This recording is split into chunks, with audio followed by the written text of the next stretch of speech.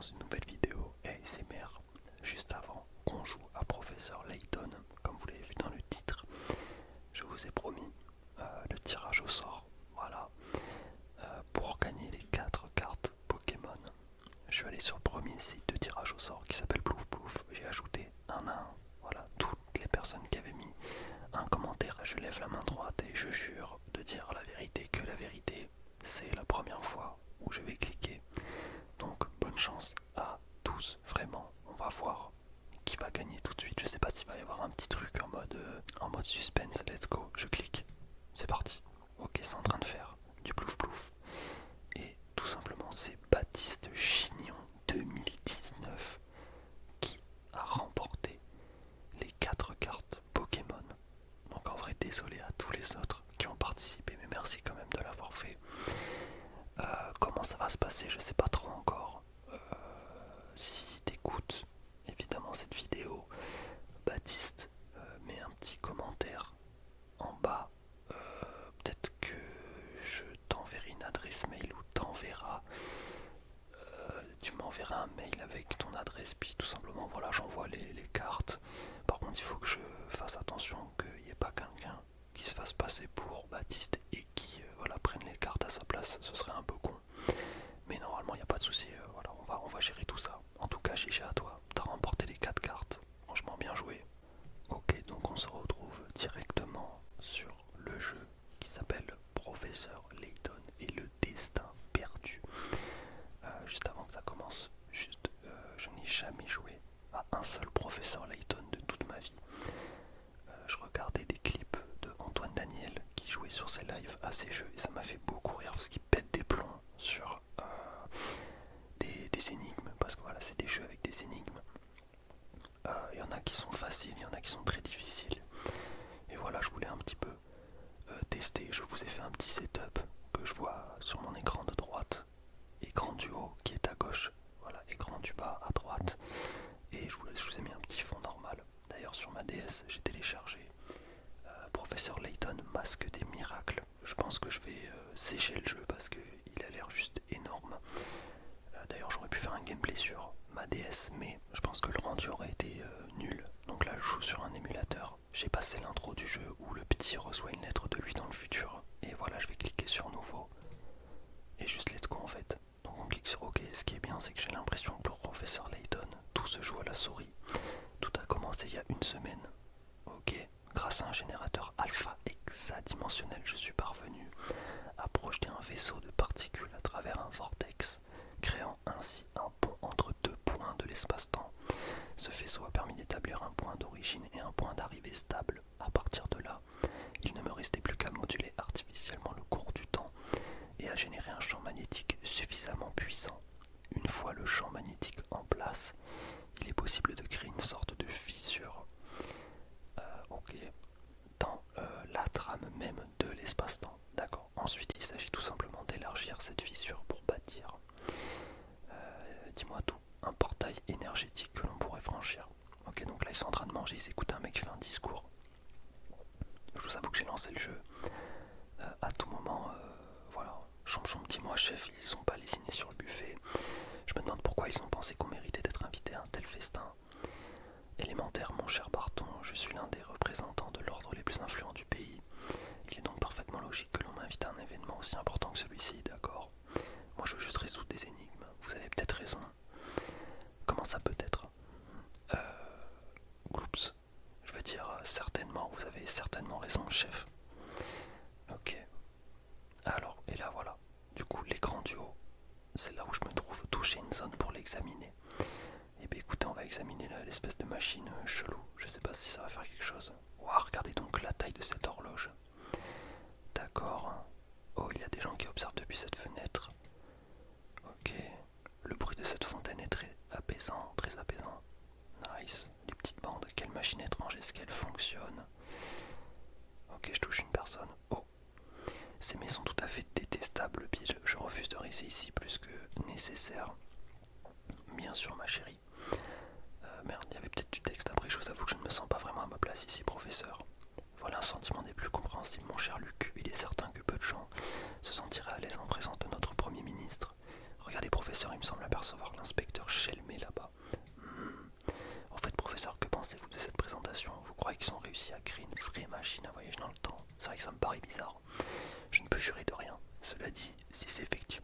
Ça risque de bouleverser la communauté scientifique.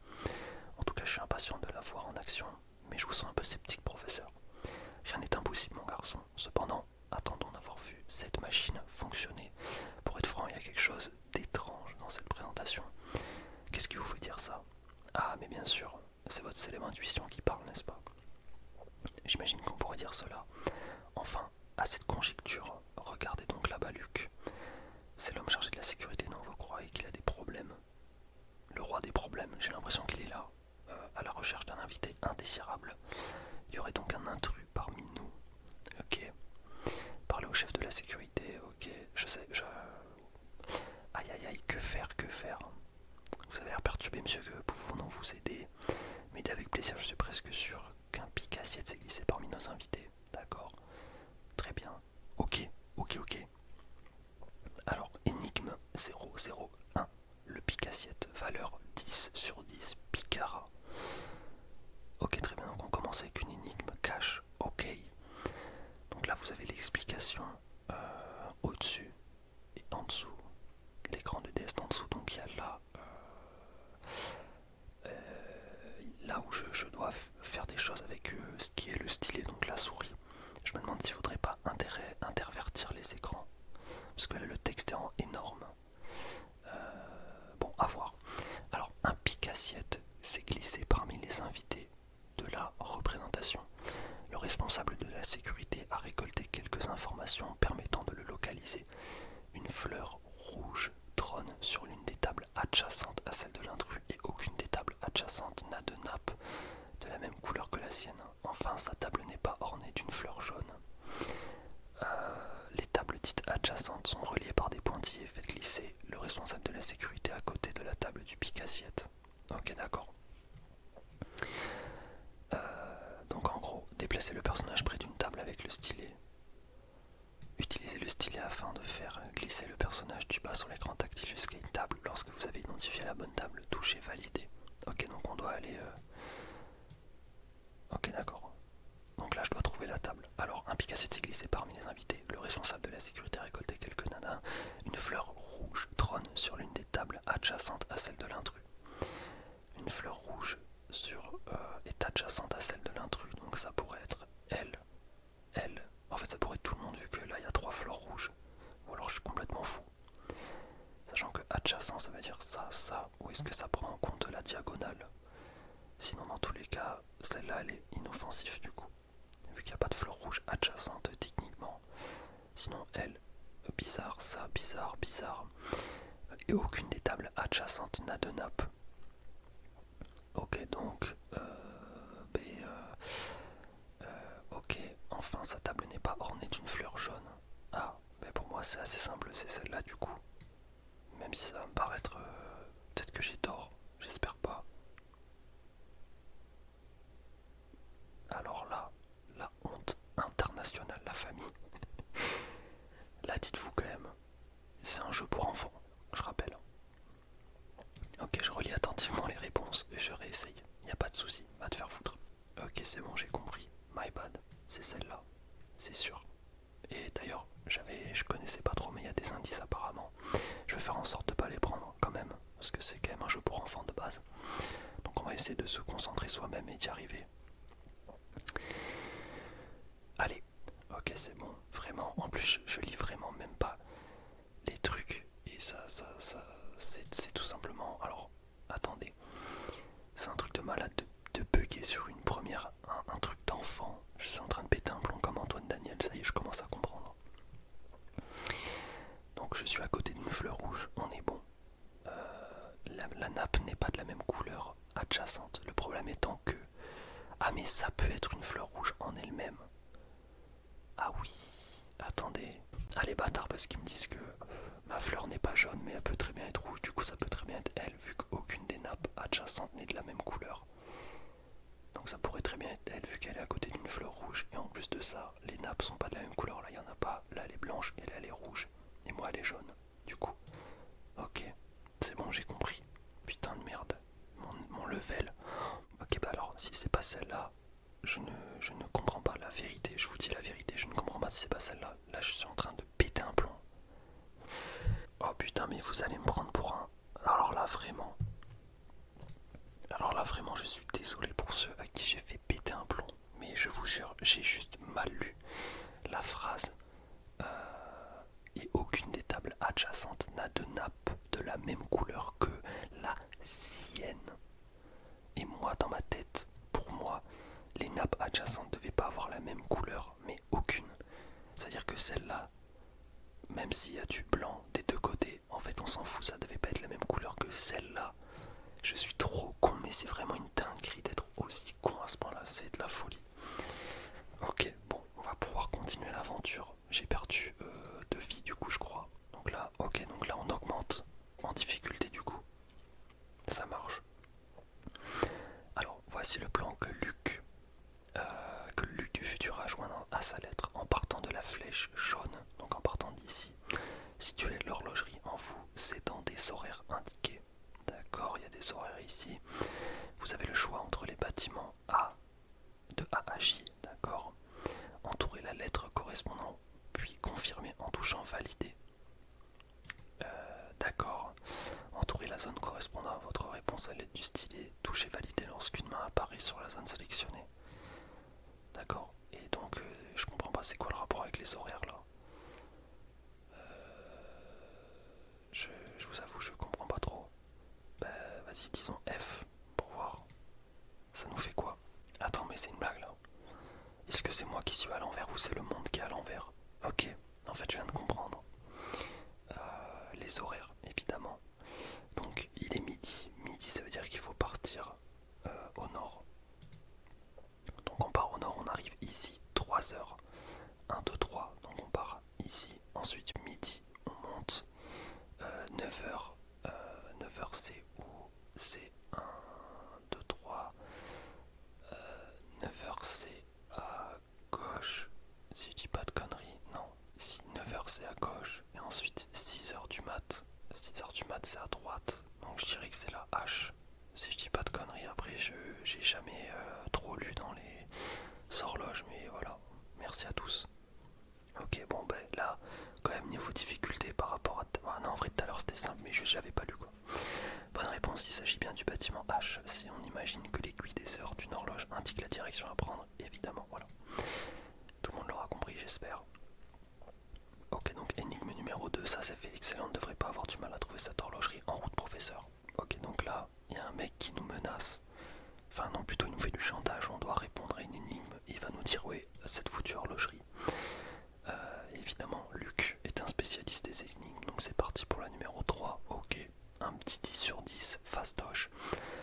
Un homme prend chaque jour l'autobus pour aller travailler. Le trajet de son domicile à son lieu de travail prend 1 heure. Ok. Une fois sur place, il travaille pendant 2 heures. D'accord, donc ça fait 3 heures. Avant de prendre le premier autobus le ramenant jusque chez lui, les horaires aller-retour sont indiqués ci-dessous respectivement à gauche et à droite. Ok, donc aller-retour.